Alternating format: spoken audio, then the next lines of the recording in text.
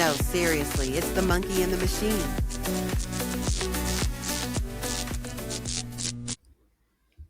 Hi, thanks for watching.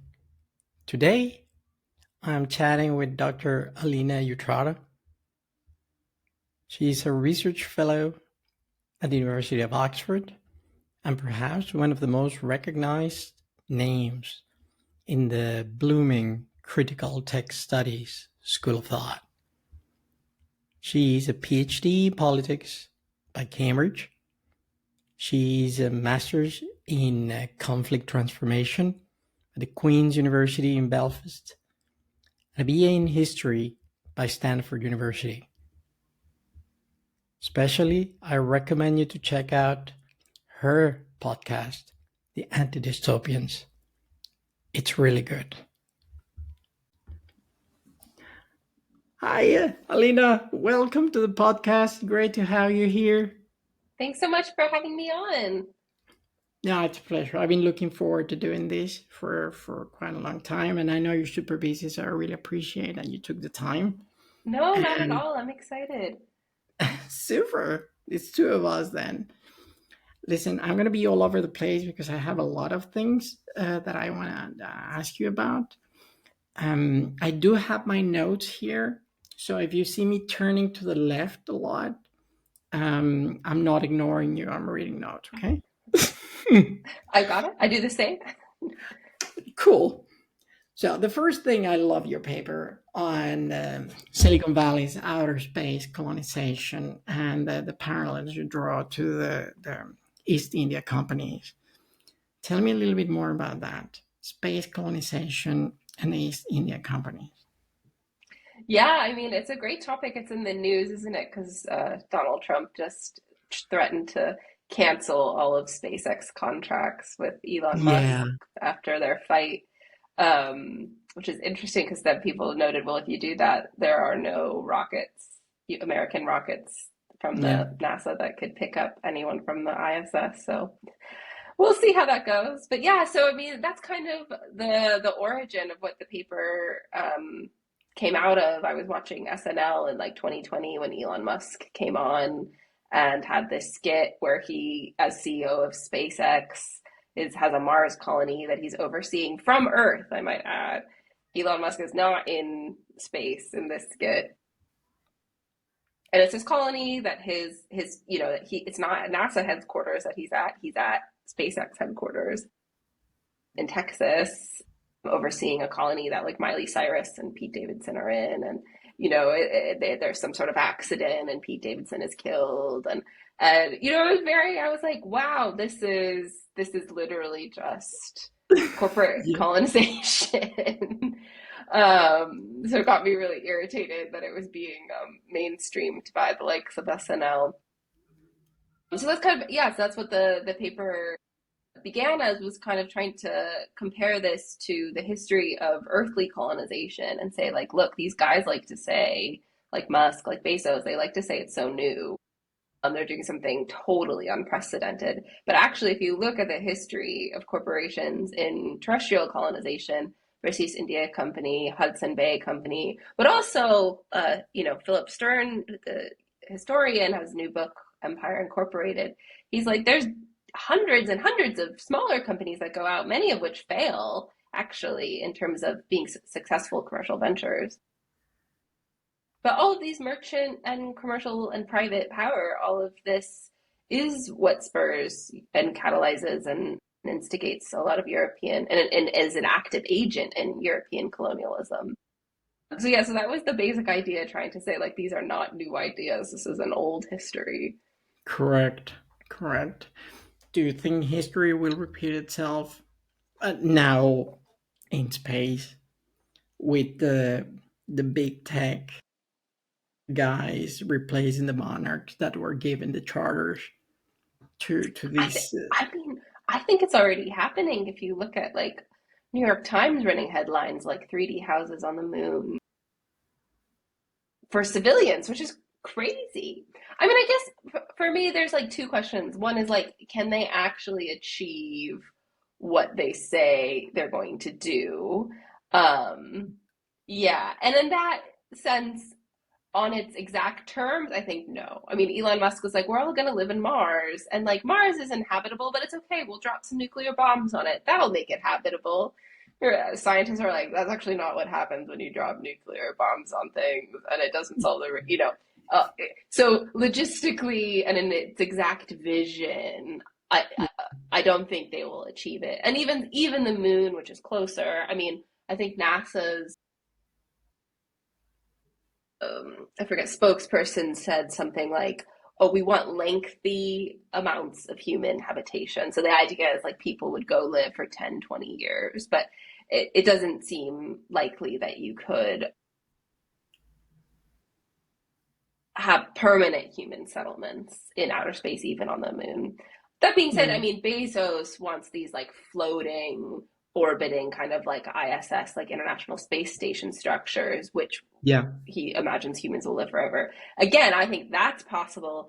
He paints them as these like gorgeous utopias, Maui on a good day with no earthquakes, and it'll be so lovely. And like, again, I think that's unlikely. They'll be cramped. Like, if you've ever seen a picture of the ISS, it looks Yeah. horrible. It's cramped. Like, you wouldn't go there on holiday. I mean, maybe people are excited that it's in space, it's for science, et cetera, but like, it doesn't seem nice.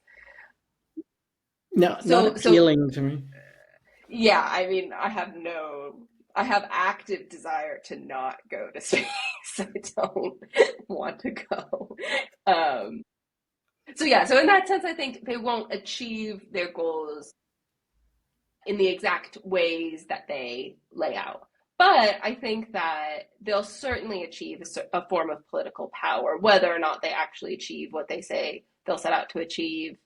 Um, as CEO of SpaceX or Blue Origin or whatever, they become a kind of private sovereign, a sort of corporate ruler, or as we see with Elon Musk, I mean, he's getting billions and billions in state taxpayer money for his rocket Yeah. company, which is enriching his private wealth, which is why he was able to give money to Donald Trump, which is why he was able to become Doge head commander, or whatever his title was.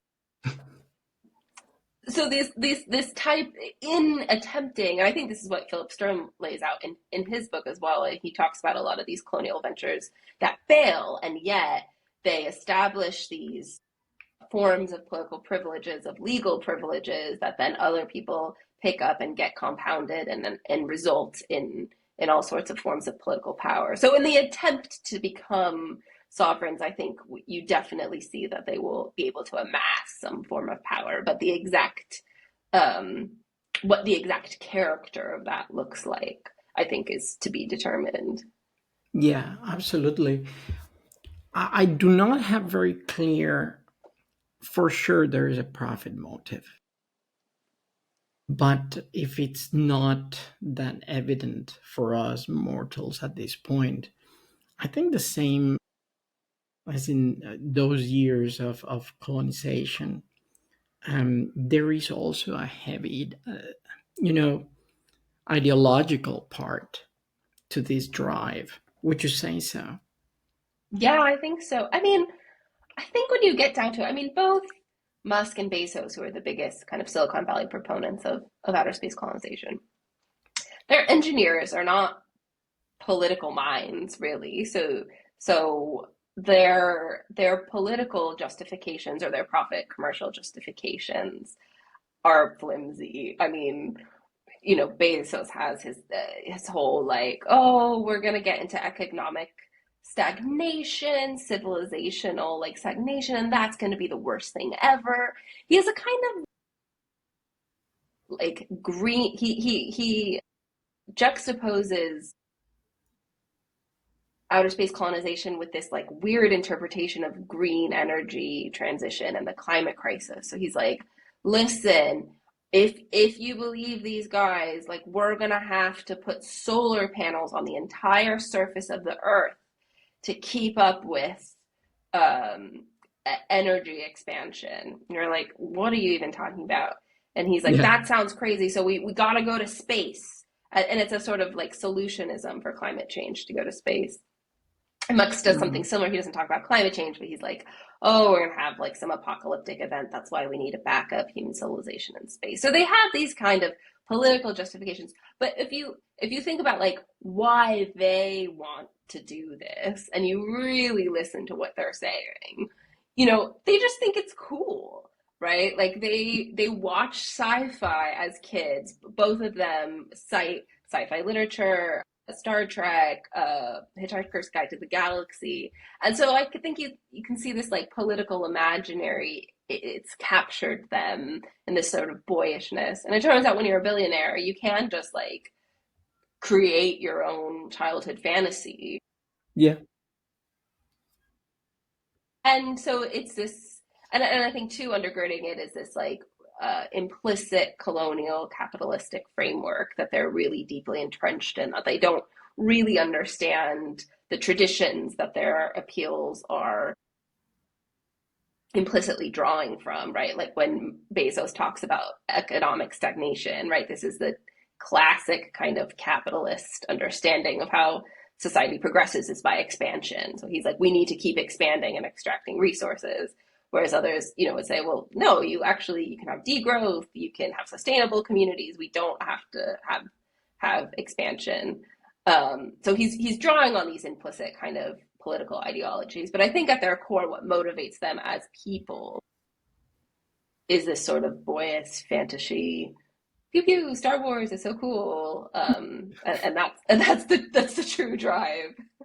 Yeah, it was supposed to be entertainment, not manuals, you know. Yeah, or literal critiques. I mean, Musk is like, oh, what I love is the Hitchhiker's Guide to the Galaxy, and that's a satirical critique of Exactly. many of the things he embodies, rather than, as you say, a blueprint for for what to do. So Exactly. yeah, I think the political orientation of a lot of this literature definitely passes them by. Oh yeah, absolutely. Because most of the greatest works of sci-fi, they have a deep political underbelly, and Yeah, precisely.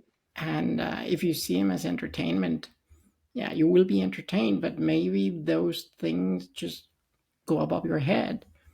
And in the best case scenario, they will get internalized, subconsciously. I hope. Uh, there are two parts of your paper that I think connect with what you're saying. That I love them. I'll read them to you. And in one part, you use the title "The Invention of the Endless Frontier." I love the phrase, and I cannot steal it because it's copyrighted. If I would be Starmer now that they want to change the copyright law in the UK, I would steal it. But let's pretend that I'm a decent person. But You believe in copyright law, yeah. exactly. And I loved it. The invention of the endless frontier and I think this is connected to what you're saying. This drive, this mix of boyish um, dreams and also the profit motive. Is that what you were after with this Yeah, phrase? and I think the thing about the invention as well is I think with space we're so used to. I mean, so my partner's actually a PhD who looks at like literature and how Disney and sci-fi create this excitement over outer space. So now I'm copywriting her, but I think because we're so inundated with stories and narrative about outer space, like Star Wars, like Wall-E, like what have you, that it has become very natural for us to think of like, oh, the next frontier, outer space.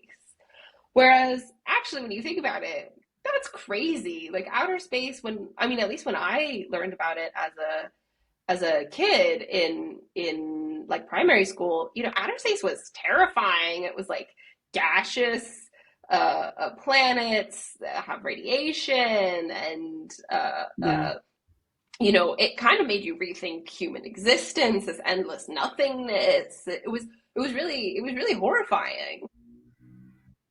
And so I think uh the other thing that like invention, much like with like the colonial frontier, I think on Earth, is that like you have to imagine these spaces as natural places with which to go.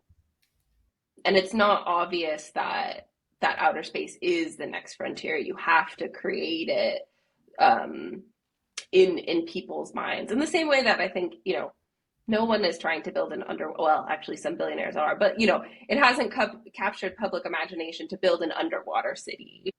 Yeah. We don't we When we talk about diving, most people are like, diving, that's an extreme sport. Some people love it, but most people are like, I wouldn't do that on a Saturday. And I think space is the same, right? When you actually think about it, when William Shatner went out to space, when he came back, so Yeah. he's the Star Trek actor, when he came back, he was like, that was horrible. There's nothing out there. Oh my God. And they were very quickly like, all right, everybody get the camera off Will. He's having a meltdown. Not great marketing coming Yeah, it's from the horrible man. marketing. Yeah, yeah, exactly. And so the marketing of space as habitable is something that must be invented. But it relates to, I think, to this idea, I think, on Earth of how did we also invent the earthly frontier in terms of how indigenous communities or other type of political communities were relating to the land and space and nature around them, and how that related to how they structure their political organizations and governance organizations. So I say the other thing is that you have to invent the idea of territory. You Yeah. have to imagine spaces as territory before you can own them as territorial property.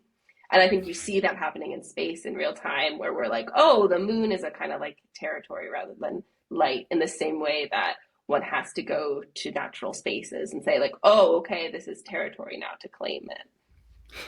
Is this what you mean? Another phrase that I loved from your paper, treating non territorial entities as fully political. Mm-hmm. I think this is what you were trying to say, precisely what you're telling now. Like you create them, but in order to I don't know. You explained it better. You wrote you wrote it, but I just found it fascinating, and I feel that it connects to what you just said. Yeah, Like and what? actually, it was interesting what you were. I was reading some of your things around, like, if we grant legal personality to AGI. I mean, so I think one of the things I was trying to get at in the piece as well is that, um, again, we're so used to understanding political authority as being territorialized that it's actually quite hard to get out of our own minds and be like, oh, wait, that's Yeah, actually kind of weird or historically contingent. So, in international relations, all states are territorial entities, right? All states are supposed to rule over a certain square by whatever square footage, a certain space, and to enter or exit into those states is to be present on its territory. And in reality, of course, it's much more complicated than that, right? I'm an American citizen. I still have to pay US taxes, even though I live in the UK. And if I don't, you know, there are a lot of yeah. ways the IRS can go after me. Maybe less now with Musk's attack on the institutions. I'm totally with you there. I fear two. I fear two things: pain and the IRS. Yeah, exactly. Exactly, right. So it's not territory, it's not pure territorialized, but this is how we imagine the US as a territorial entity, even though of course this isn't true.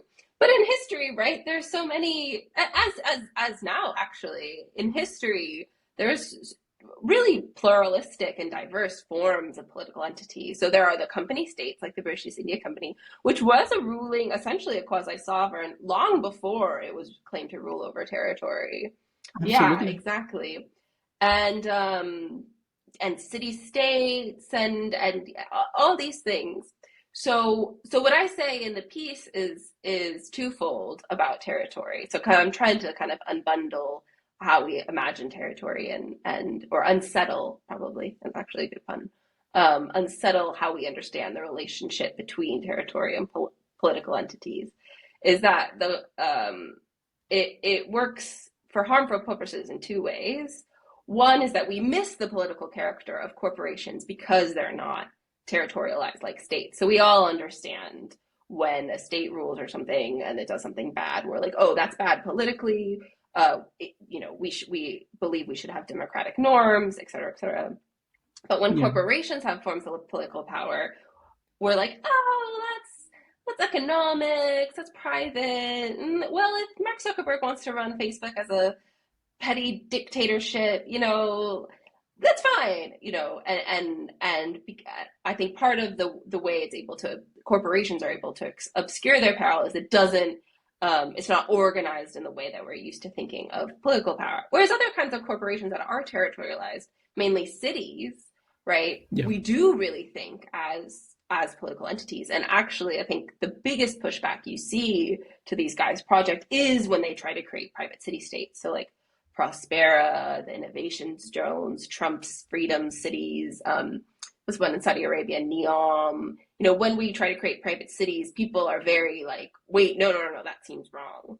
So I think that's what Yeah. territory is doing there. It's obscuring corporate power. But it also, I argue, obscures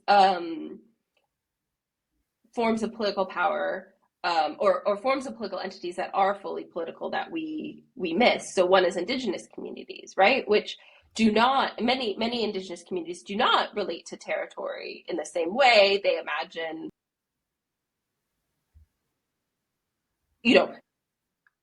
they imagine their political communities as relating to land and nature in a very different way. And it's not bordered by territory in the same way. And yet, modern states can treat them as not fully political or something that ought to be subsumed or subservient to their structures because they're not territorial. So this is kind of the uneasiness that other scholars write about how we should think about First Nations in the U.S.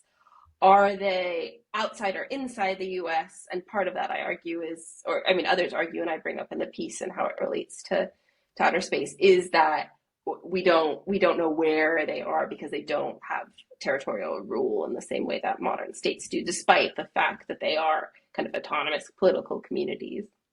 So Yeah. this is all part of my kind of goal in my own research to say we do need to think about lots of different type of corporations, associations, organizations as having a kind of political power, political role, and to not be so kind of like state centric in our analyses.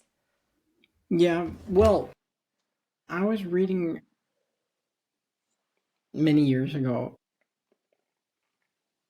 a couple of guys from Swiss Federal Institute of Technology.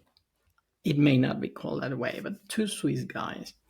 They produced like a map of corporations, and they actually retrieve from all companies' houses all the registered corporation, limited companies. Let's leave it just at limited companies.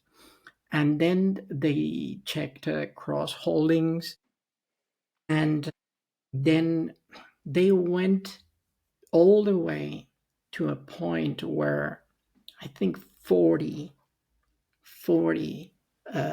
companies held the majority of the equity in the whole network. We're talking about BlackRock, we're talking about Vanguard, the usual suspects. So in this respect, we have the Westphalian idea of sovereignty.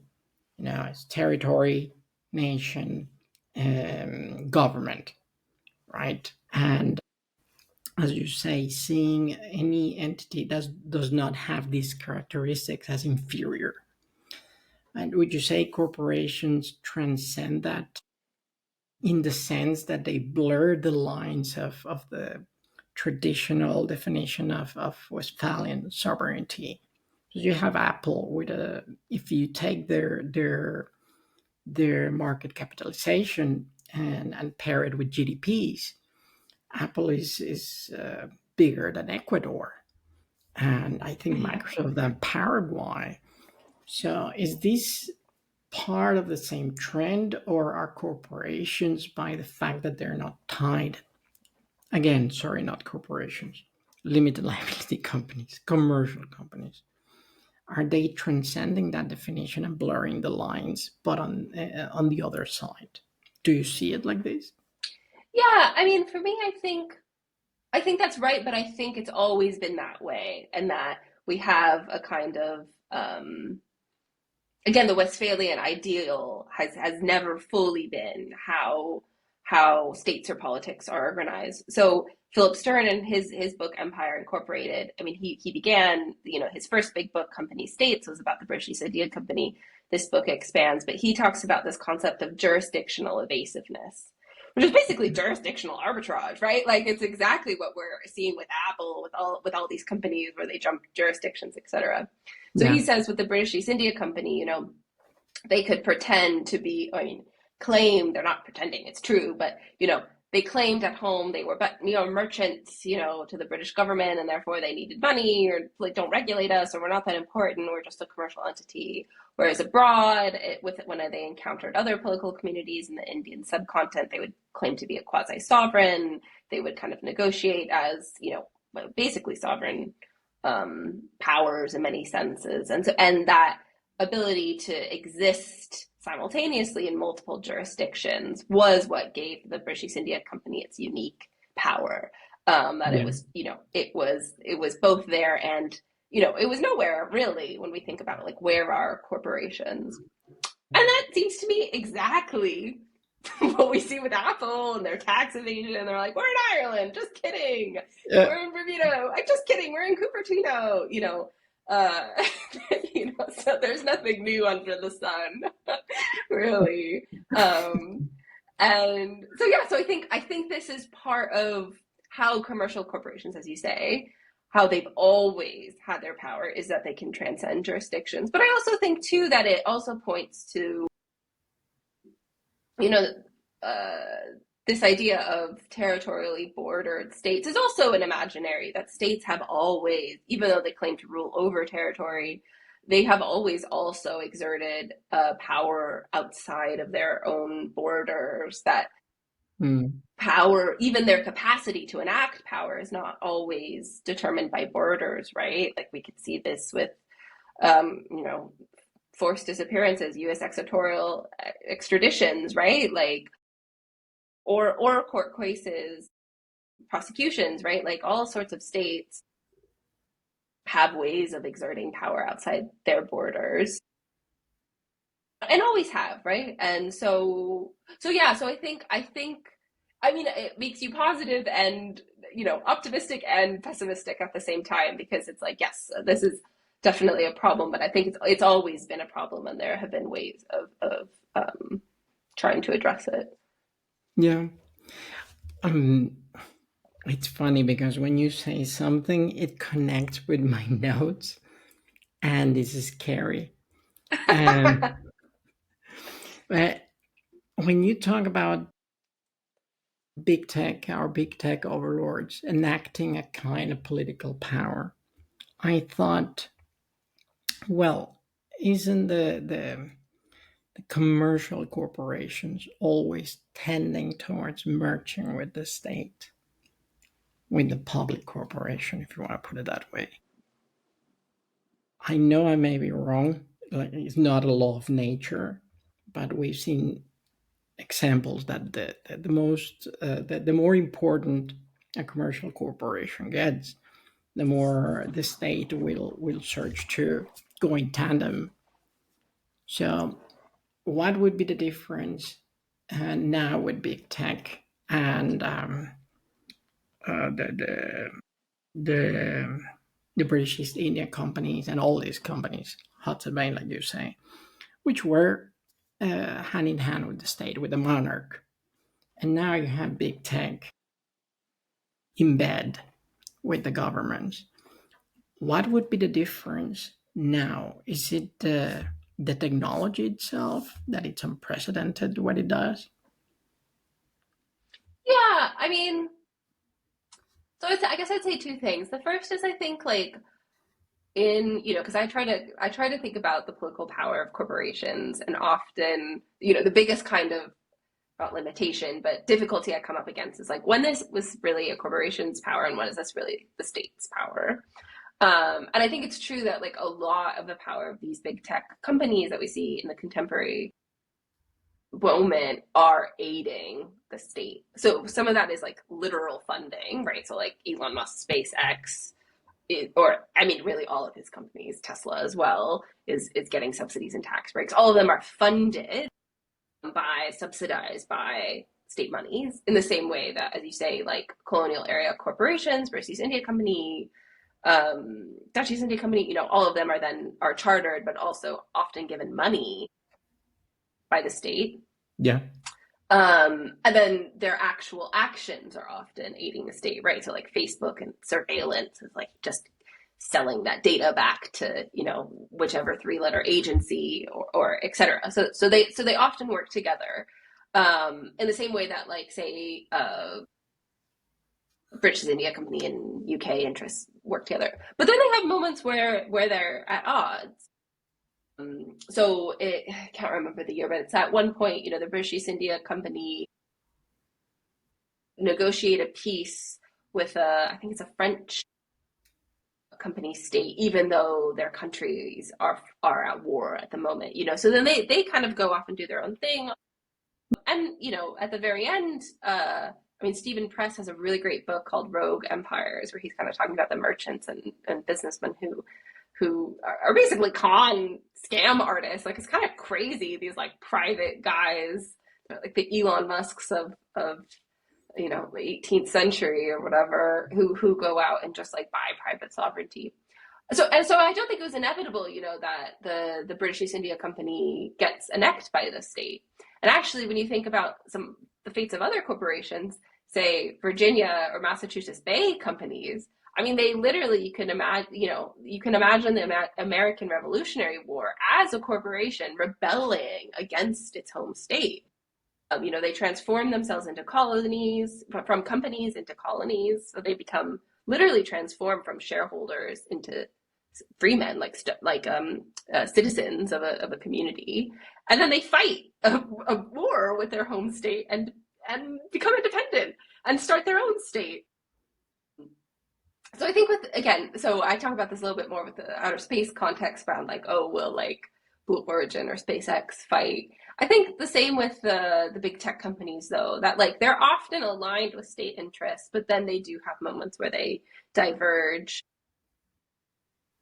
And so we might see what's going to happen with this Musk-Trump breakup. And yeah, and I think you can see that also transnationally, most prominently as well. I think the U.S. tends to be able, for the moment at least, to keep the tech companies in check. But then when you look at kind of how they're operating with other countries, so even like Australia or New Zealand, for instance, when you think about how Facebook turned off the link sharing because of the Australian legislation, or what the big tech companies did after the Christchurch shooting in New Zealand, where they were like, this is not how we want you to be moderating content.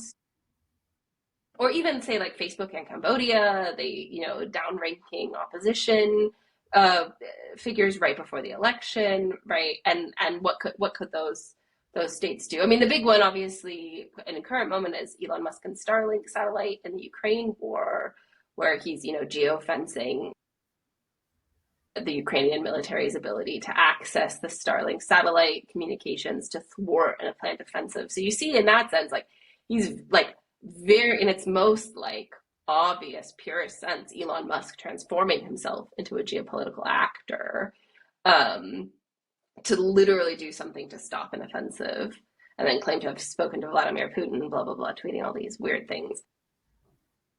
So I think now, but also historically, right, like corporate and state power are aligned, but they can also be opposed to one another, and right, and that's what political analysis is. I think it's hard to say that there's one trend or one thing. I think that it just points to the fact that you need to treat corporations as political entities and think about the types of power they have, think about how that interacts with state power, and don't take it as a given that the state will always and can always control corporations.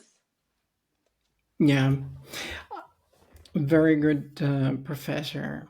I had my opponent when defending the doctoral dissertation, actually, Professor Mahan, and he had a very good phrase where he basically said that making company law is making politics. If you make good company law, you make good politics, and also bad company law makes politics. And it stayed with me. And yeah, luckily I successfully defended by sheer You're here luck. today. Yeah. And yeah, I totally see that. And talking about this, I do see a parallel, for example, with the monarch giving a charter and a monopoly. Here you have this island, and all the nutmeg is yours. A little bit with Stargate and OpenAI. What would be, of course, the difference in degree, but isn't that basically the same? In what's like in the No. just letting them have all the data. Yeah, no, but in the case of Stargate, is publicly funded. SoftBank is there, of course, but OpenAI it has some sort of monopoly on creating a AI tool. Let's call it tool. So we don't talk about singularity or AGI if it's even achievable. Yeah. But it's like history repeating itself. But I insist. I think the difference is this is the technology. I don't think we've ever seen something like this. I mean, Yeah. it's not the locomotive, that is going to displace horses. I think it has Yeah. deeper I think it implications. is the scale, isn't it? I think the tech does change something. I mean, again, it's hard. I mean, I'm a historian, so we like to be like everything has about history. Everything has an antecedent. So like in a way, yeah, exactly. The trains, transport, but also like the telegraph or Yeah, cables, the internet, the so printing so press. everything, yeah. Yeah, everything has a history, of course. So you do see antecedents, but I do think that there is something with this new tech about the scale of it and how much it can reach and how you can reach it. I mean, one of the biggest problems, right, of the British East India Company and the other kind of company trading states is like getting messages across to people. And so people, local company agents had a large degree of actually autonomy because it took a while for messages or information to go back and forth between headquarters or whatever person. Whereas now it's like, God, you push a button. Elon, I don't know how he turned off Starlink satellites, but like I imagine he pushed a button in At some in point, yeah, Texas and turned off something in Ukraine pretty immediately. That was in space. So yeah. So I do. It's hard to say. I'm always torn with this question about like what's new and what is it the tech or is it the power? It's really hard. But I do. I'm with you. I think the tech is changing something, and I think it is unprecedented is hard, but I do think it's bigger and more totalizing than what we have seen in the past. yeah, absolutely. I'm not a historian like you. I am an amateur. I love history, and came to mind that we may see something again and again. When the printing press was was invented, there was this cardinal bishop, some authority in the church. The name was Arminius something, and he actually was against the printing press. And his argument was that it was going to do away with monks, the Interesting scribes. because they're yeah transcribing. Yeah. And he was really angry about it, but he needed to put his message across, so he ended up printing his protest with a printing press. The protest against. It's like Yeah, asking exactly. ChatGPT, like, what's wrong with you? Give me 10 reasons I shouldn't Exactly. use ChatGPT. Tell me what your weaknesses are. love that. It's ironic, but we may end up there, And these, by the way, I just listened a couple of days ago. Your great podcast, by the way, to my 3 listeners or viewers.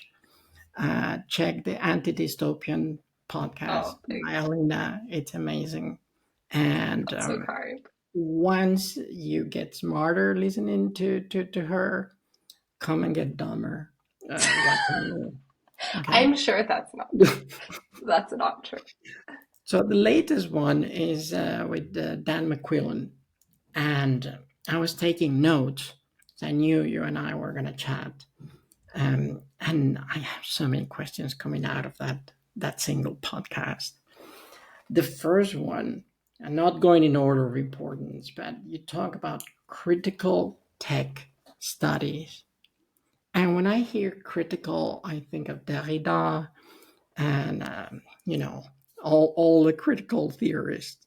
Yeah. And um, give me the rundown of what critical tech theory is. Yeah, I mean, I think critical tech theory is really just a shorthand for people who like we know we're doing a similar thing to each other, but we don't have a name. So I think it was when did I first come across it? My colleague at Cambridge, Steph Felsberger, was running a like a like a like not master's group, but like a research group basically, and she said calling all critical tech studies folks.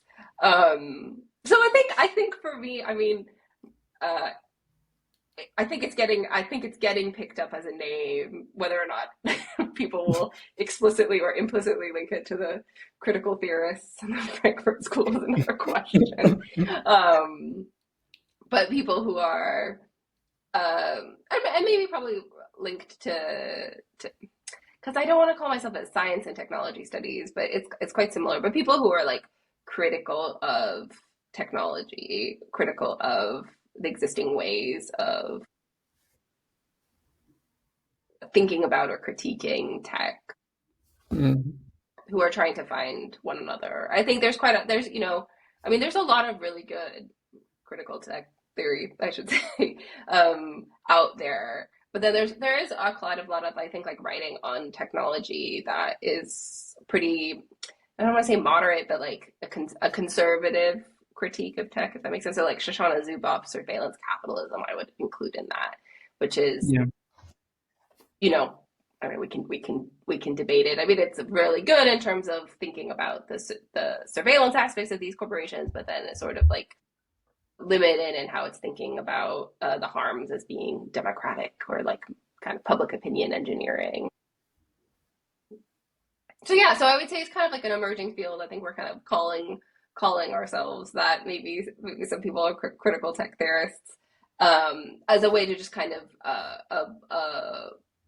umbrella who we are. And I think it goes across disciplines too. I mean, we were talking about this before. That one of the challenges of studying corporations and by extension technology corporations is that to do so you have to kind of adopt an interdisciplinary lens. When I say I do the politics of when I say I do a political theory of corporations, people are like, I'm confused, like isn't that supposed to be an economics or international political economy kind of thing?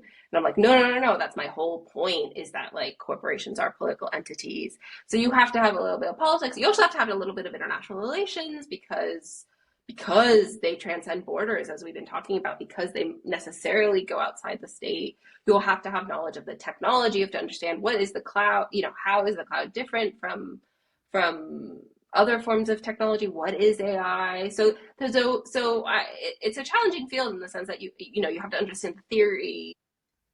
What is the state? What is Hobbes's theory of corporate personhood?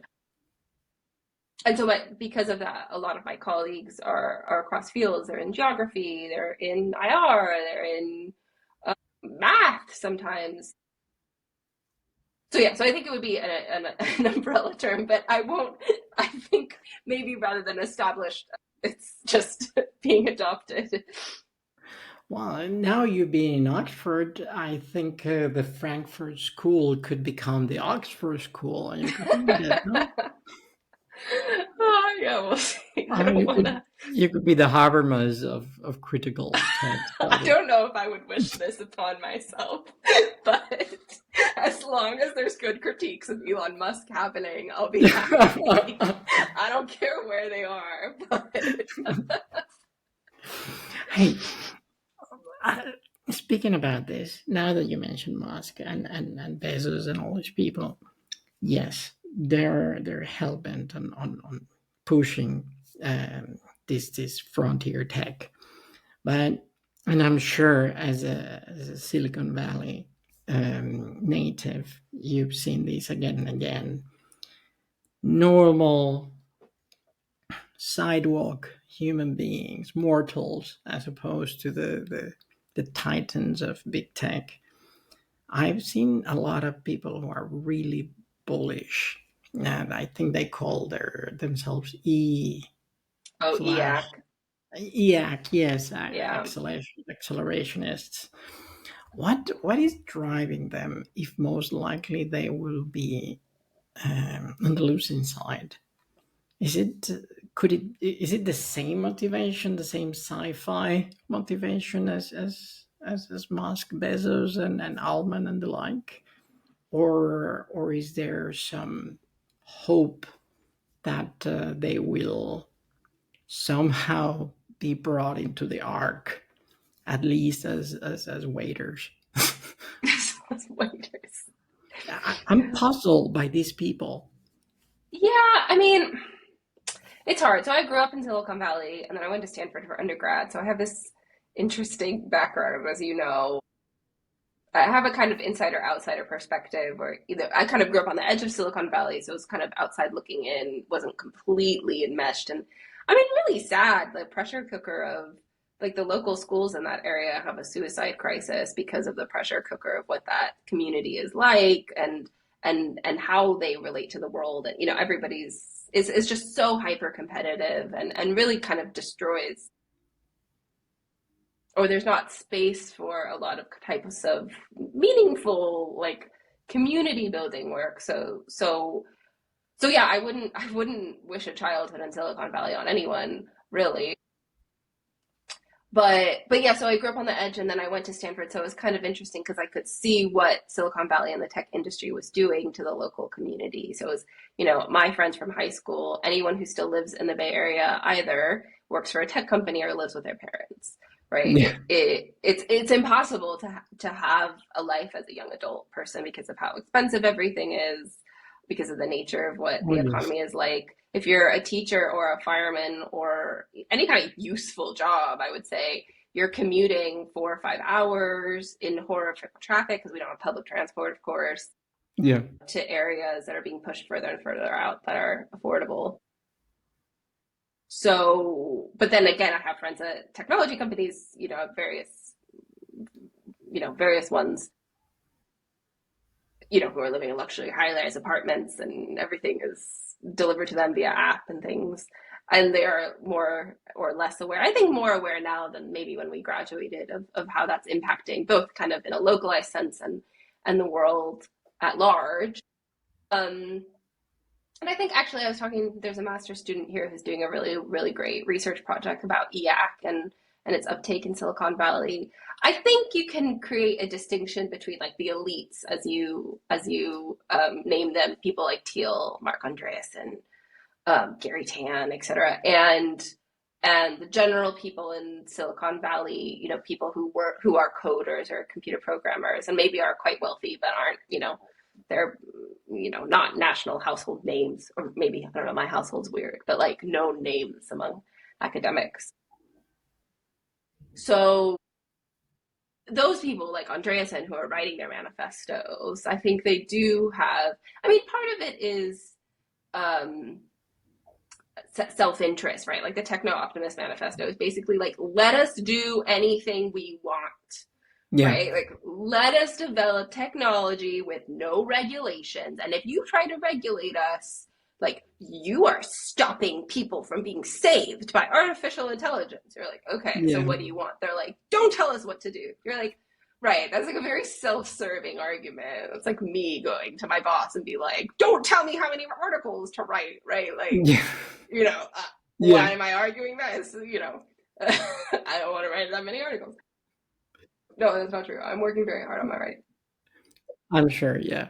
Right. But, you know, there's a self-interest aspect to it. Yeah. But then I think it also, and again, I don't know how aware even the elites are a larger historical context upon which the stuff they're drawing upon was created in, right? So we talked about like the colonialism implicit in Musk and Bezos, and with techno optimism, effective accelerationism, you know, it's basically fascistic ideas, right?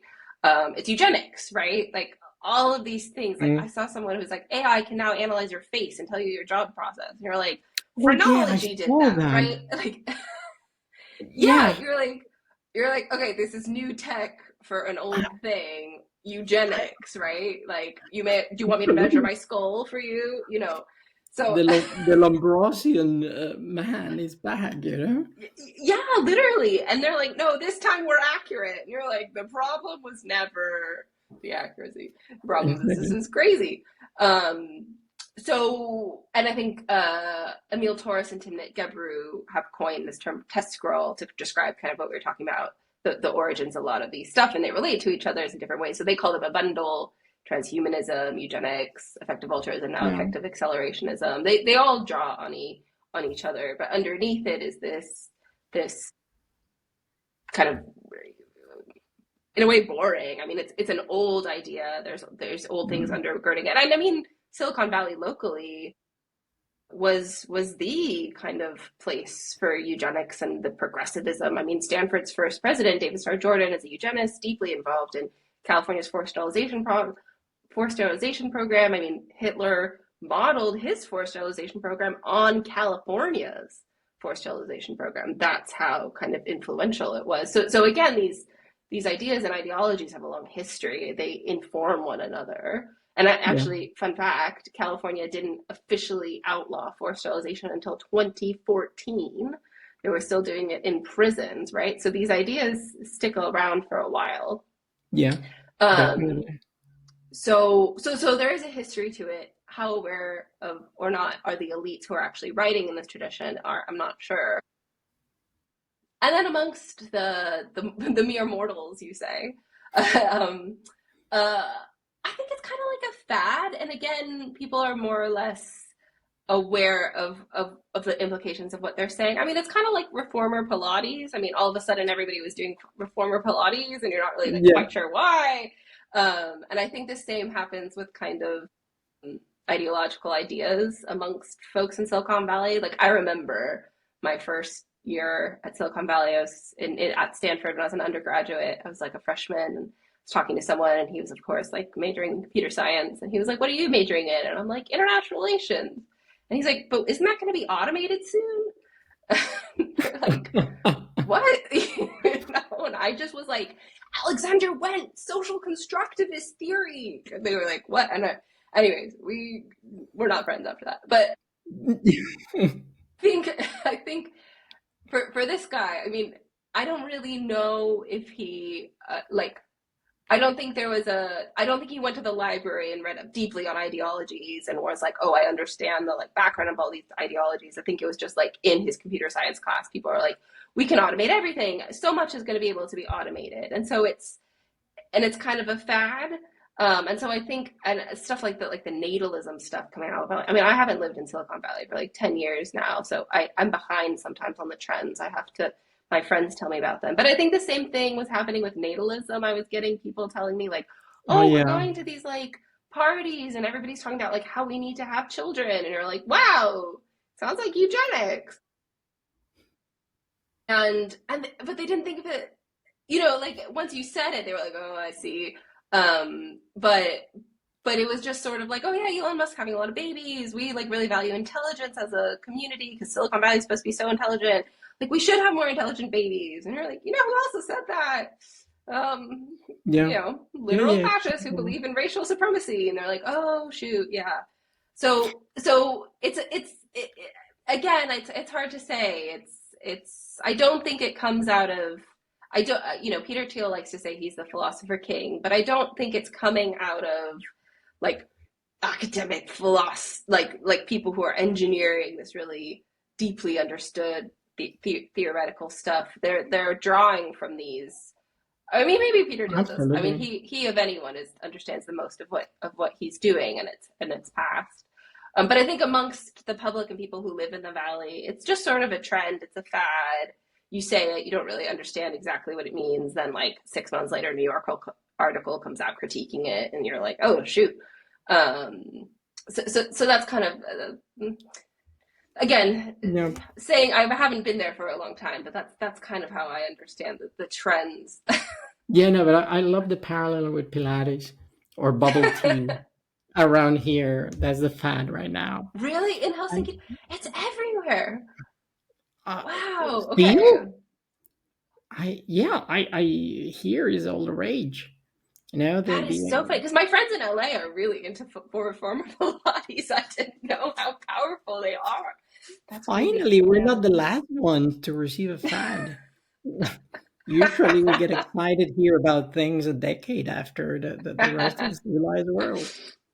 Yeah, but we see eye to eye here. There's nothing new under the sun, but there's a spin of the issue of scale of technology. Yeah.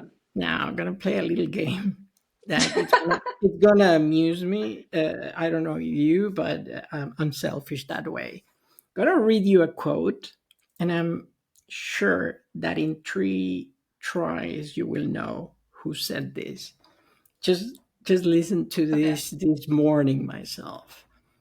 By hacking organisms, elites may gain the power to re-engineer the future of life itself.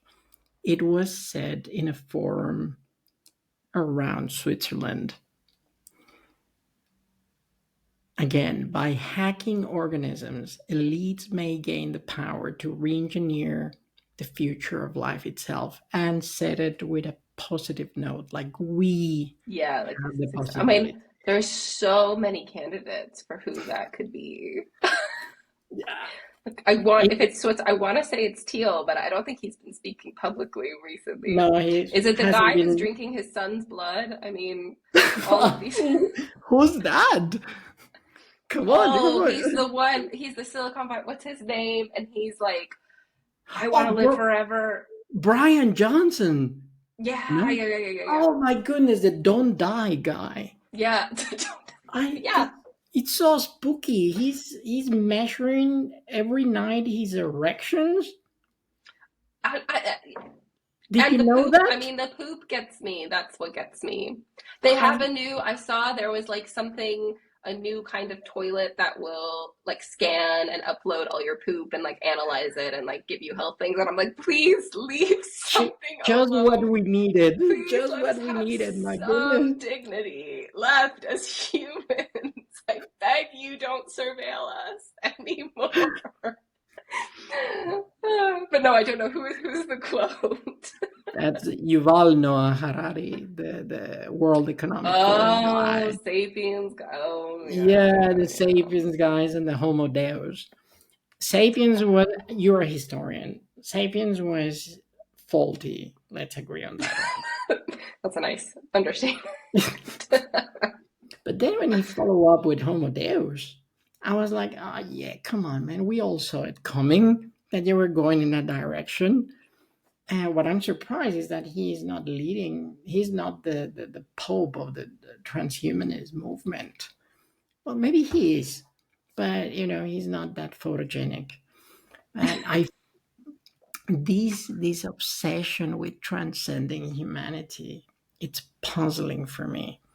And I am convinced, and there is nothing new. It's in human nature, I believe. But now it seems that the tools to achieve it are there. That is, again, I don't know if AI powered bioengineering will succeed or not, but if it does, I think we've never been closer than now. It's not Dr. Frankenstein piecing together parts of a person, then waiting for a thunder to bring it to life.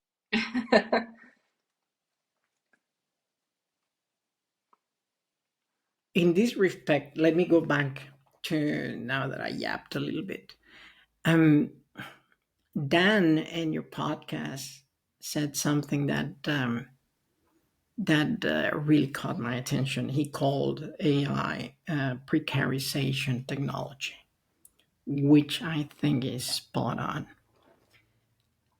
Where in this picture UBI fits for you, universal basic income?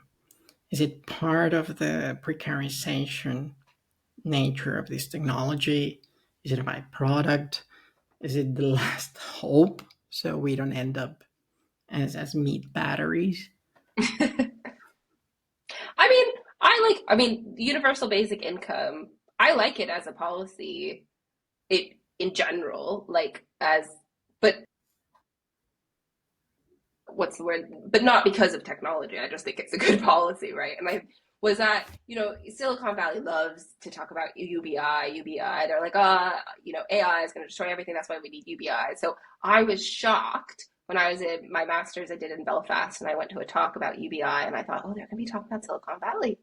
And the guy who's an author, oh God, I'm forgetting. He's the one who kind of coined or popularized the term precarity, but he got up and he's like, we begin, of course, in the 14th century with the Charter of the Forest. And I was like, I'm sorry, what? What? And he was kind of talking about, I think actually things like Robin Hood almost, and how, mutual aid and different forms of how communities relate to each other that mimics a form of UBI. So I'm a fan of UBI. And I think, to be honest, I'm really just a fan of just like giving people money. I think, giving people like,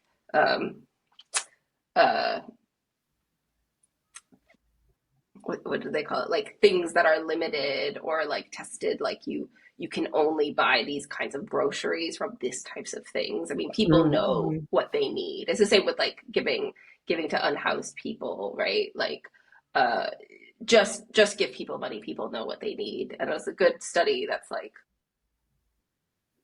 looking at what people who were just given cash were what they used it on, and it was completely different. Some people are like, I need glasses. Some people are like, oh, I need prescription medicine. So as a policy, I support UBI.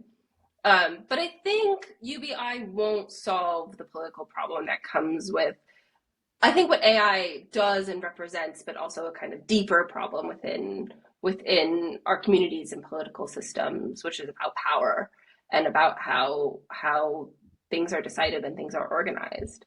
I mean, I think AI is such an obvious example of, you were talking about the printing press as like the anti-printing press. Like it is the ultimate Yeah. tool of de-skilling, right? And we see Yeah. that with students, right? Like the students are like, I don't need to learn how to write. I was saying something too. My partner was just saying they were at a church and like somebody was cleaning the stained glass windows, and they're like, we're one of like the last people who know how to clean this.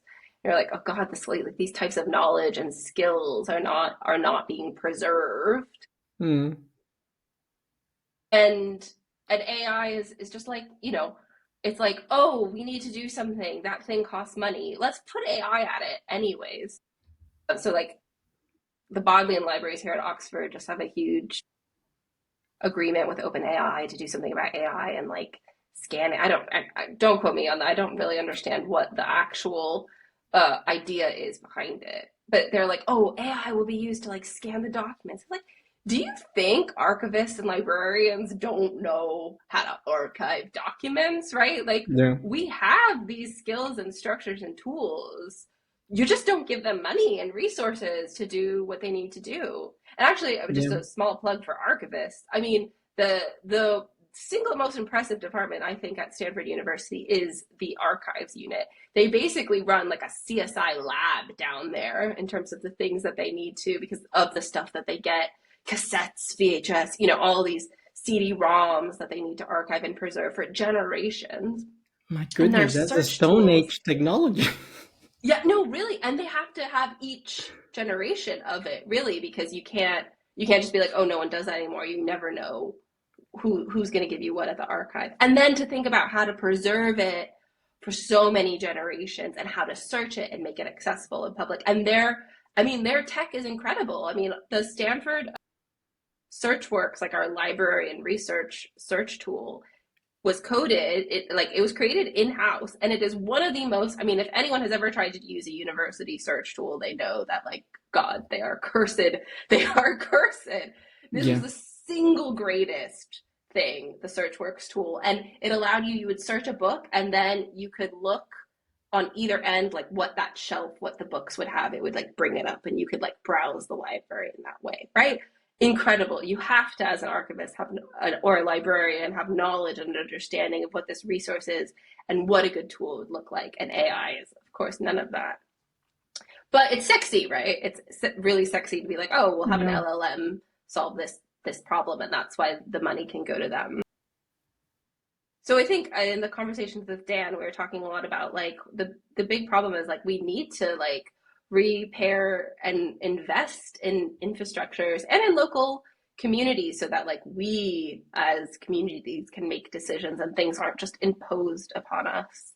Yeah. That when we go to work as archivists, as academics, as you know, window cleaners, like we get to make decisions about creative and powerful decisions about what is going to happen and how we're going to do it and what's a good way to do it, rather than being like, well, the LLM told me Yeah. that like this is basically what the book says, so that's fine, right? So I think, yeah, but also Yeah. separate from that, I think UBI is a good policy, although we ended quite far away. I heard someone say, and I think it encapsulates this very well. That AI is a technology that is still searching for a problem to solve. Yes. Yeah, I've seen it. I coach startups as a hobby because they all fail. You don't make money out of that, and but it's a lot of fun, deal with younger Yeah, people yeah. with dreams that will be shattered eventually. And, and now they all do AI agents. And one of the things that I tell them how to do is how to deal with the term sheets and with fundraising, legal documents, and they rain money on them when they say AI. Everybody's splashing the cash, and some ideas they really don't make sense. I don't have the heart to tell them because I'm telling them about legal stuff, and I'm not a business titan. Yeah. But in a matter of weeks, they get splashed with cash. Back when I was young and handsome, not anymore. I had my startup, and it took me a year to raise 3 cents. Nowadays, you slap the AI sticker, and they shower you with cash. So yeah, I'm with you there, and I love Yeah. this. AI is the technology still looking for a problem to solve. And Dan spoke something that in principle, I think we agree, but I don't know if it's feasible. Decomputing. Can we really go back? Or have we reached the point of no return in your view? Yeah, and I think AI is a really good example of like it's because it's not easy, but how possible it is to get rid of this technology. Because people say this to me all the time. They're like, "Oh yeah, ChatGPT, here's a problem." They're like, "Well, but it's here. We got to, we got to adapt." And I'm like, "Do we?"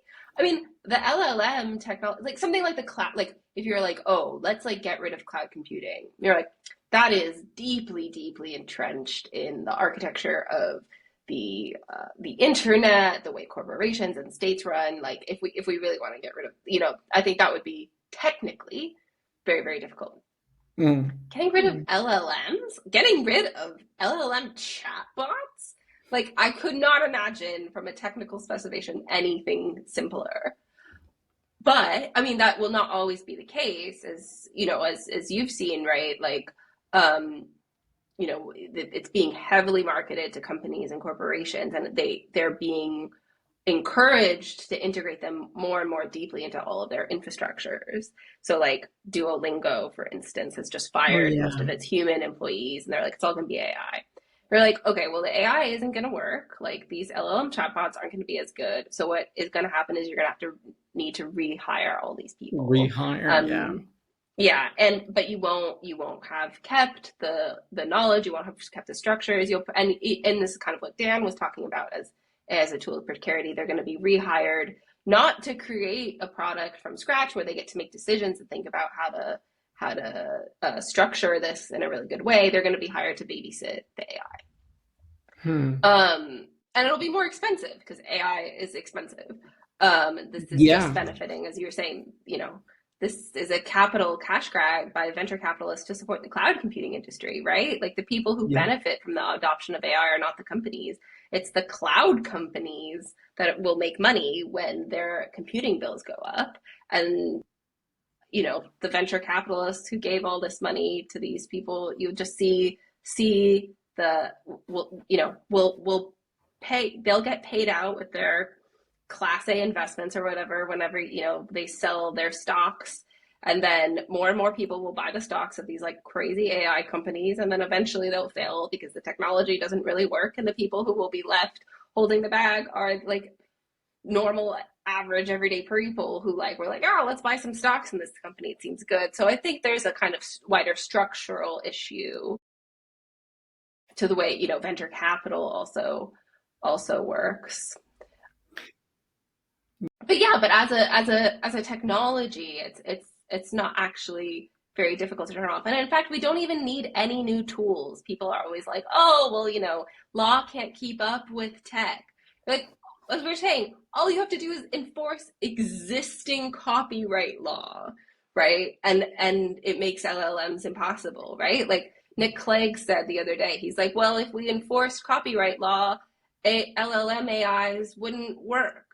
It'd be dead. And everyone's like, yes.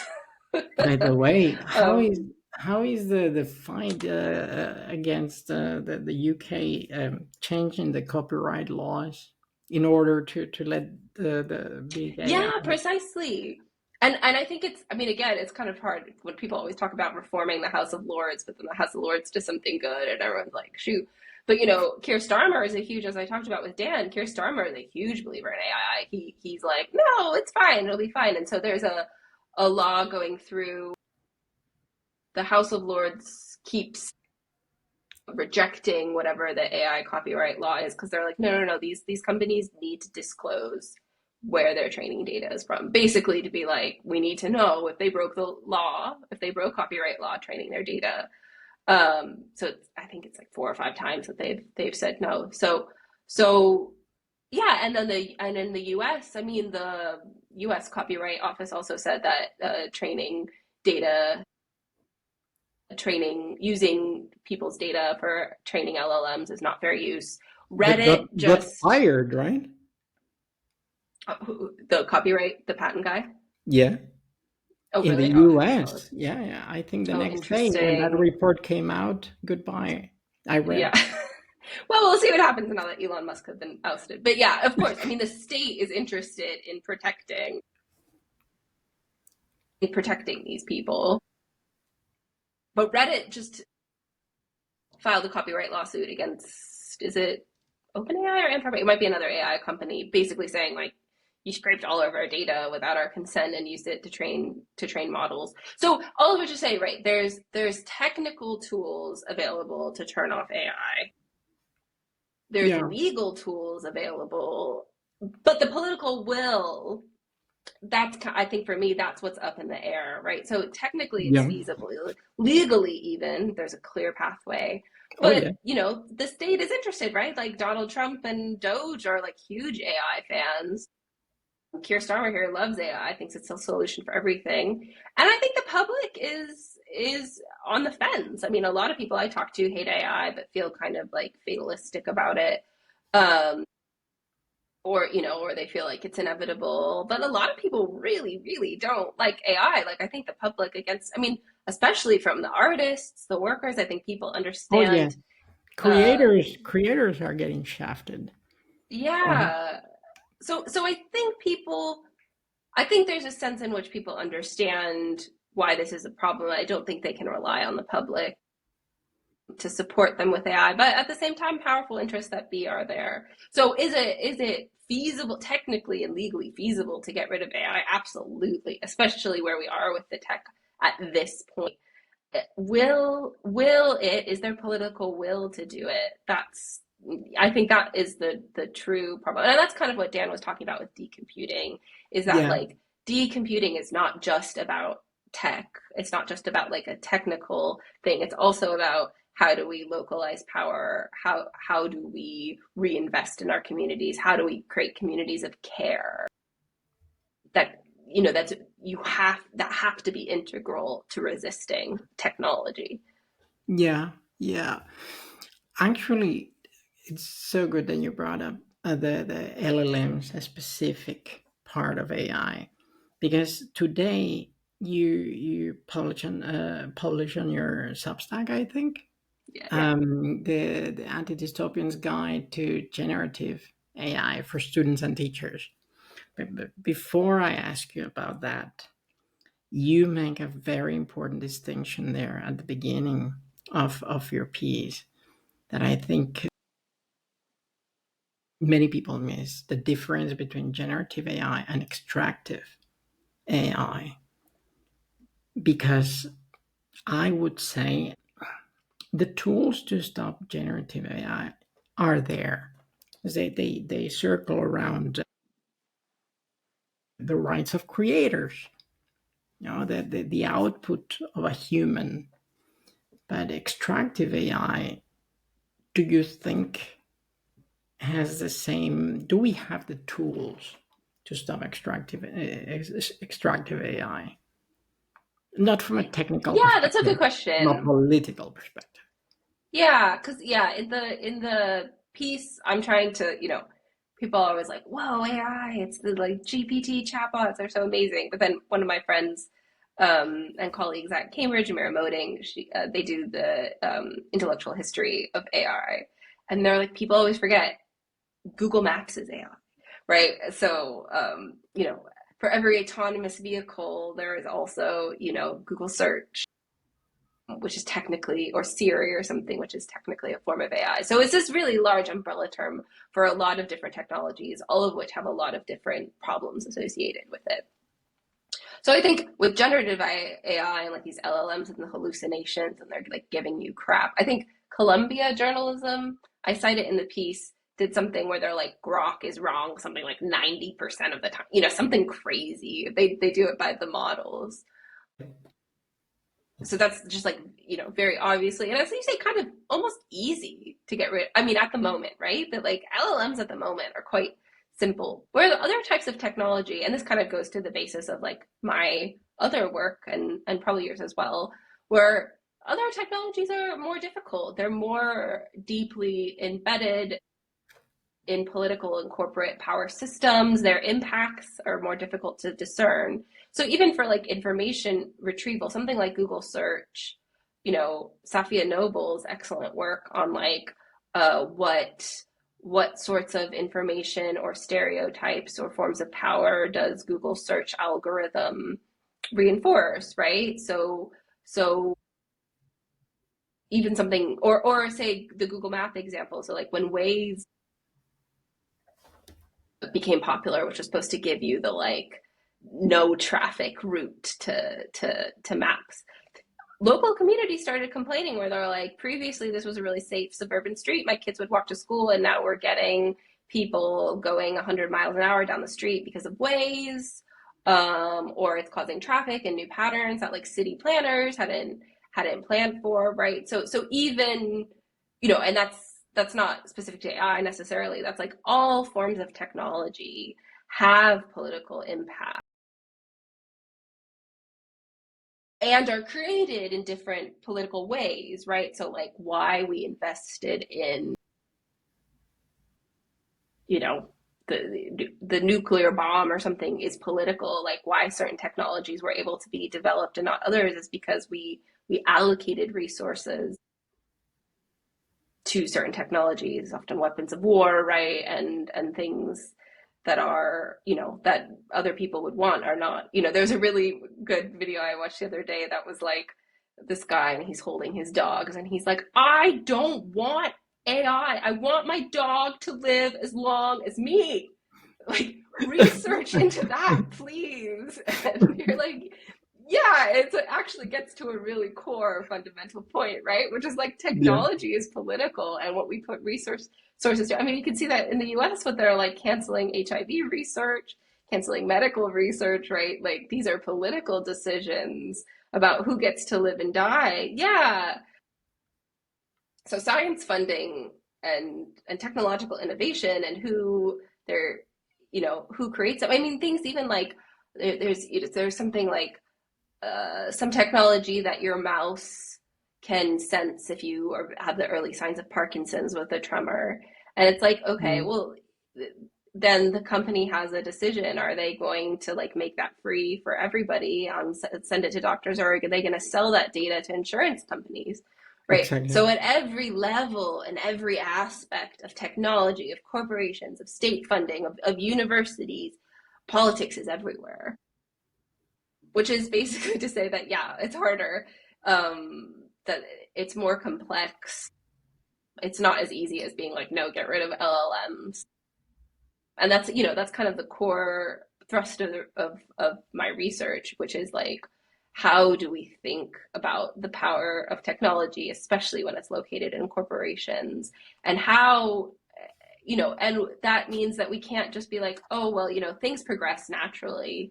Like planes get better, trains get better. Things don't progress naturally. There's politics. It's politics all the way down, turtles all the way down, Yeah. politics all the way down. Turtles all the way down. So anyway, I think I agree with you, right? Like there is no easy answer what to do about other forms of AI. I don't think it's easy because all types of technologies, all types of AI impact everything differently. All of which is to say that I think we as political citizens sometimes are quick to give up and say this is just what it is. We have to accept the tech that is given to us without seeing like, no, no, no, no, there are so many ways in which we and our institutions influence and are influenced by technology. Yeah. So I think we can agree that whether it's feasible or not to stop it, it's worth the fight, regardless of the outcome. Yeah. Yeah. Yeah. For me, it's really talking about the frontier technology, not just AI. I don't have an answer, but I always describe these to people who are smarter than I am, so I can learn something. Um, I would protest that, but all you want, I'm not going to concede. Um, I really cannot argue against people who are blind or paralyzed, who are rooting for frontier technology and research so they can see again, so they can walk again. It's so hard to say no because it's going to get us all killed, or it's going to trivialize human coexistence, or it's going to change human nature. It's just going to make us more shallow than we already are and isolated. But these two sides of the coin, they're really problematic for me. Not every day, but every once in a while, I lose sleep between those very novel pursuits with this technology and but the price that has to be paid on the other side. Now, I don't want to generate movies myself using Kling or ChatGPT. I don't know what people use nowadays to make cartoons, and how to balance that, how to approach that politically, obviously through laws. The problem is who decides where to draw the line. That's what I'm afraid of, or that's what worries me. Who are the good guys? Who are the bad guys? Will we draw the line in the right place? Yeah, I mean, I guess I would say I would actually go back to Dan's research on this because I don't.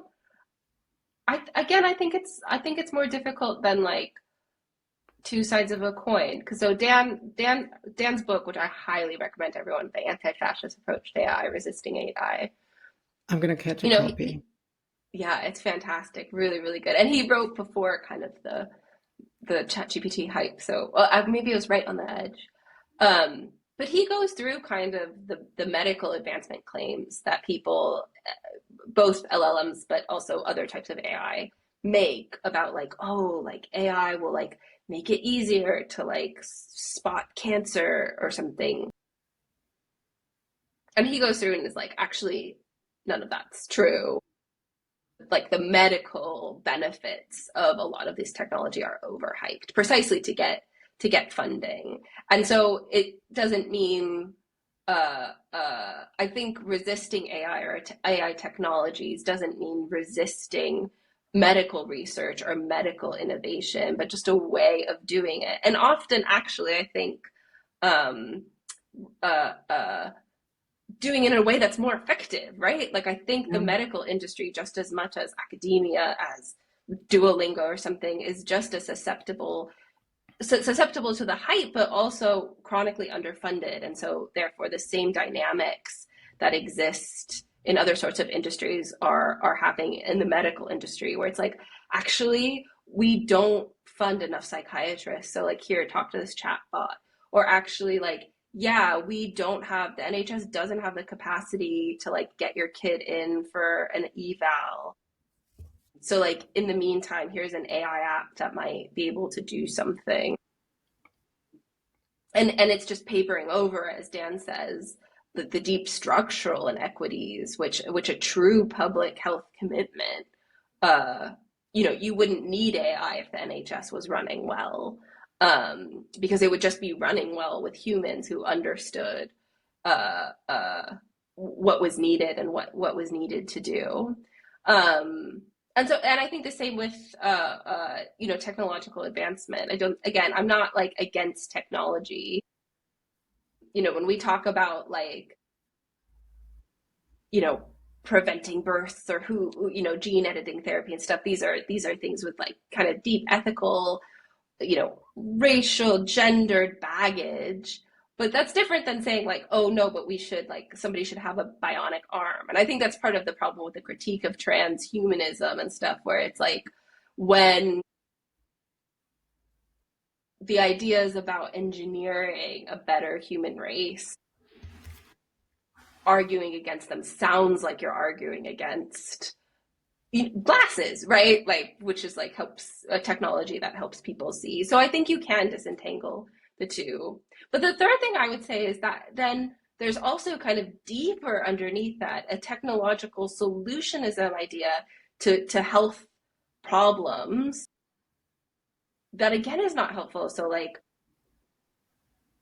thinking about a public health approach to things. So like one of the big things with say like Parkinson's research is like, oh, AI will find a cure, or AI will find a drug, Yeah. or AI will augment and do this.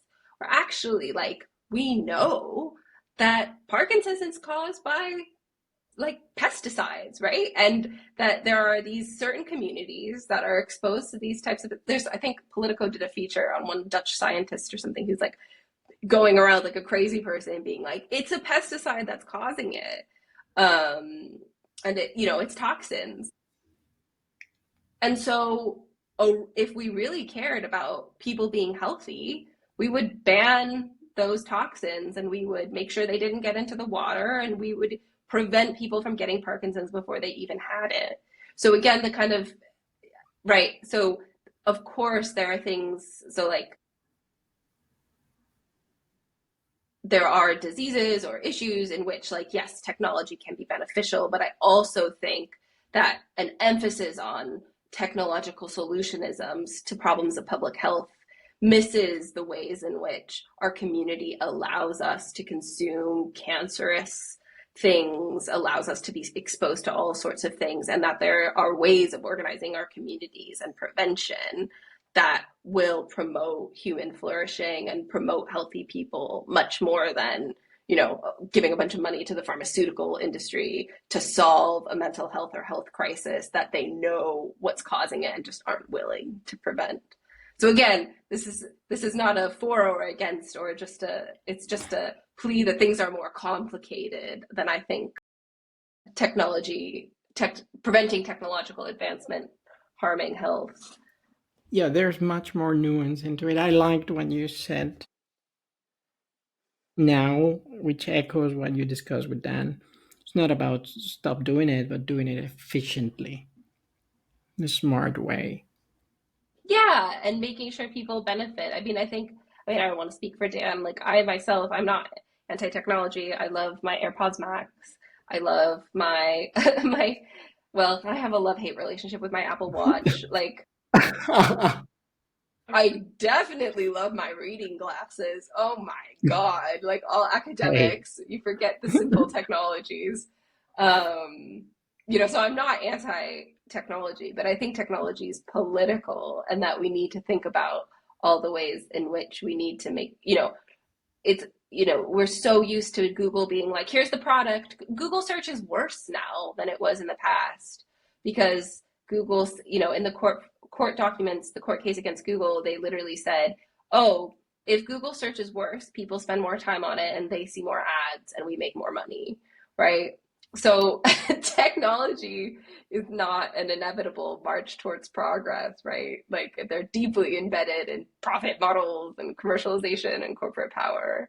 Um, so yeah, how do we recenter human communities? How do we change human decision making to say like, okay, well, I'm not just going to accept whether technology, Meta or Google or whatever, like OpenAI give to me. I want to think about what tech, you know, and this is my pitch for why we shouldn't use ChatGPT in universities. Actually, it's like people are like, well, the tech is there. And you're like, yeah, but if you were going to design tech for good student learning, none of you would have designed an LLM. None of you were like, hey, you know what would be really helpful in the university? Something that just like comes up with random paragraphs.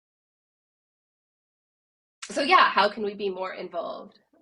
It's like a razor. It's there, but that doesn't mean that I'm going to shave my head. You know? Actually, please tell me if I can steal 5, 10 more minutes of your time. Yeah, no problem. But this is critical because besides my landlady and one of my brothers, my students watch this.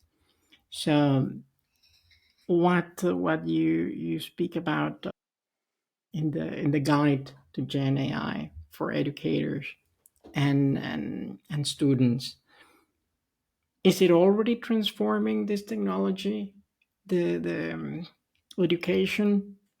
And I see negatives in every sense. My students don't write anymore, and I'm sure yours also don't write their papers. Is there a silver lining, or if not, if we don't do something about it, it will ruin education? Yeah, I mean,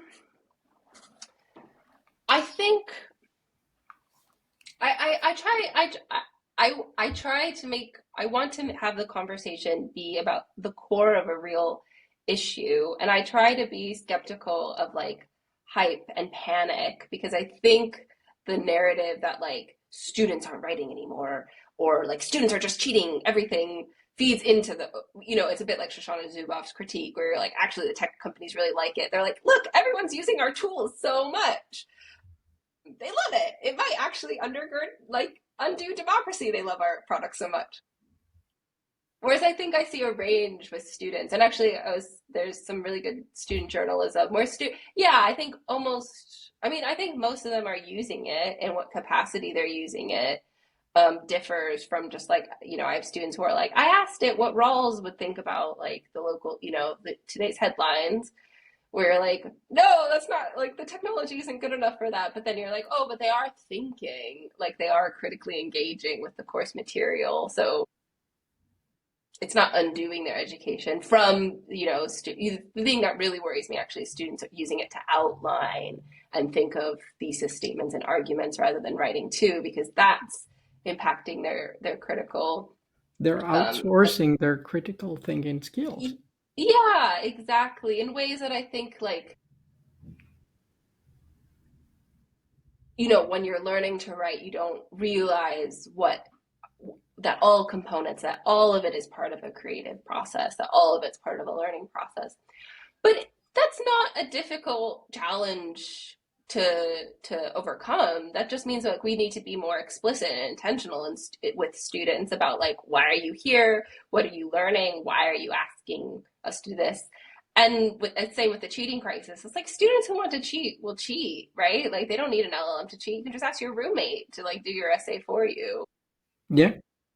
So in that sense, I don't think it presents its own kind of challenges, but it's not an unprecedented challenge. It's just like this is always kind of the challenge we have as educators, which is like, what are you doing? Why are we doing this? Why do we want you to learn? And then students being like, we don't want to, I'm tired. I mean, I remember being tired as an undergraduate, and you feel tempted to take shortcuts. Um, so I am worried about how it will affect students' education. I don't think it will affect their learning well. I think it's negative. But I also don't want to give in to too much of the hype, because I think the students are thoughtful, and they are, young people do think critically. Often they don't have the actually information available to them, and that's part of it. It's like teaching them like, okay, how do we get information about what AI is, what AI is doing, how do you evaluate sources and materials, and like if OpenAI says something, like should we believe it, why not, how do we be skeptical? That's all skills we're trying to teach them. And so I think we just need to be more explicit about incorporating it.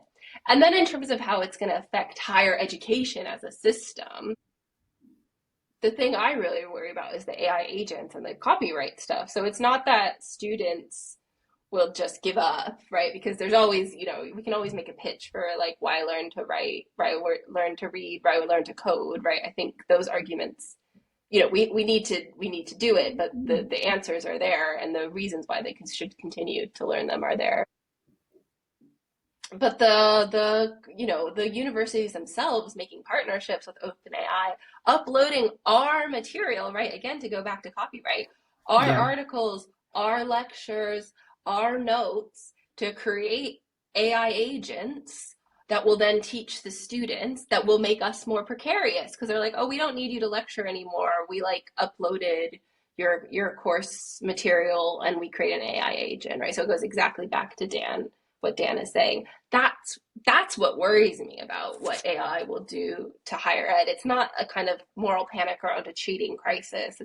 It's the ways in which, instead of giving money to like us as faculty, as researchers, they're going to give it to OpenAI to build tools which will not be able to do the job better. It will do the job worse. But that's, again, as you're saying, exactly part of what they want. They want people to not learn as well, to not learn how to think. It's a bit like the pharmaceutical company. Like they don't want people to get better, right? Like they want people to get sick and take their medicine. Yeah. And Returning so, point. yeah. So I think I think that AI poses real challenges to the higher ed system, but that's not devoid or completely distinct from the other kinds of challenges that AI is that the higher education system has outside of AI, which is like chronic underfunding, attacks by both right wing and left wing. I mean, I think universities are really in the crosshair, that they haven't made a good public,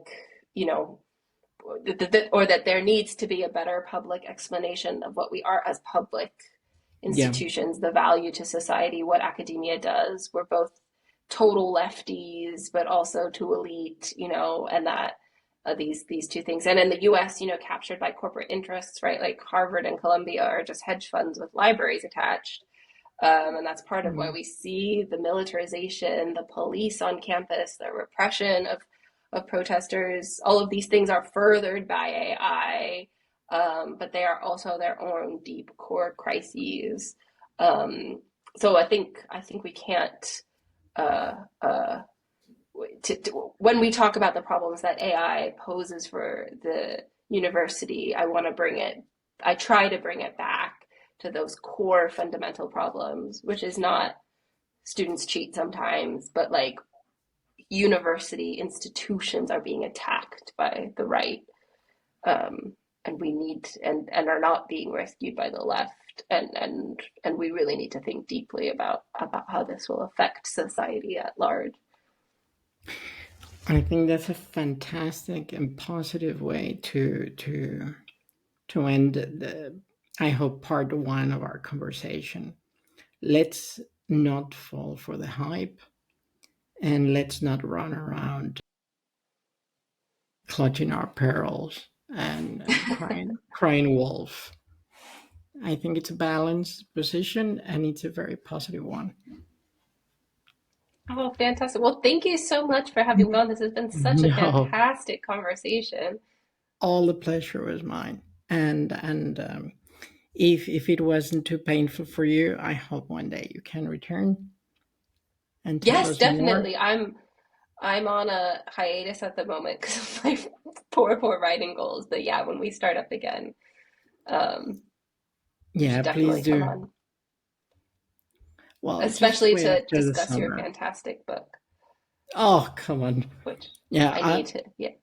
if one day you invite me to your podcast, that would be amazing because then more than three people would listen to my voice. Maybe not too many more, but yeah, definitely we should have a discussion about it. I need your books. I'm so excited reading the first chapter of it. I was like, Thank yes, you. this is exactly it. By the way, that book came up in the lawsuit against Meta for stealing 75 million books from LibGen. So Oh, it's already begun. the grandkids that I will never have, I will tell them that Mark Zuckerberg plagiarized Facebook my book. stole me. Yes, I love it. exactly. That's going to be my call to fame. Oh, it's Oh, perfect. thank you so much, Alina. Of And I course. hope to talk to you soon again. Yes, definitely. All Cheers. right. Bye.